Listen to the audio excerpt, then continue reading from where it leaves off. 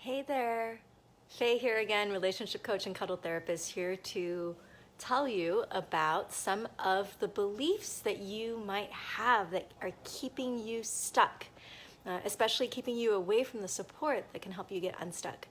Today is day 2, and one of the beliefs that I keep hearing over and over again from my clients is, I'm going to be too much of a burden, or I don't want to burden you with what I'm stuck with. It's going to be too heavy. I don't want to make you sad. That kind of belief. Sound familiar? I have to say, I really get it.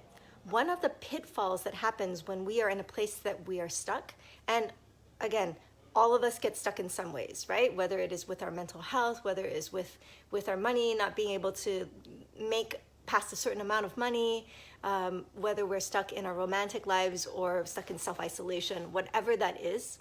When we are in those places where we're stuck, we happen to have a lack of perspective.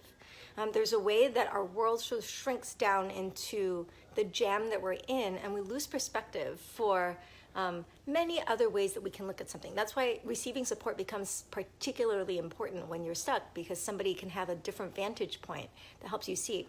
But when we're stuck, we are burdened with the stuckness that we have. It's very, very, very heavy for us. And we imagine, because of our lack of imagination and our tunnel vision, that that is how other people will experience this too. So I'm here to debunk that in 2 ways in particular. Number 1, actually, more than it being heavy, it can actually be joyful for us. So this is where I really just want to challenge you to think a little differently. If you're stuck and something is really heavy for you, of course you imagine that's going to be heavy for everyone else.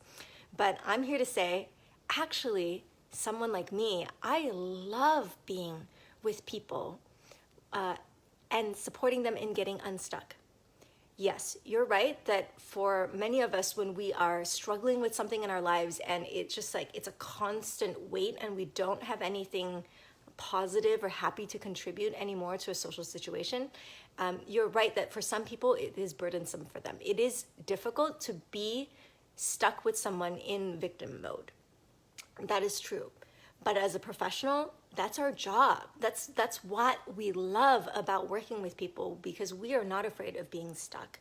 We're not afraid of being with those feelings of being stuck. We actually almost enjoy those feelings that it can bring up. So just to challenge you that whatever is heavy for you might actually be interesting, challenging, and fun for somebody else. And somebody might be really interested in joining you there. Number 2, this is the thing that I really want you to know, is that when you are in a place that you are stuck, if you can genuinely be with that stuckness, there is a vulnerability to that is actually delicious to be with. Vulnerability is the currency for connection. If you want closeness and acceptance and intimacy, vulnerability is the only way through.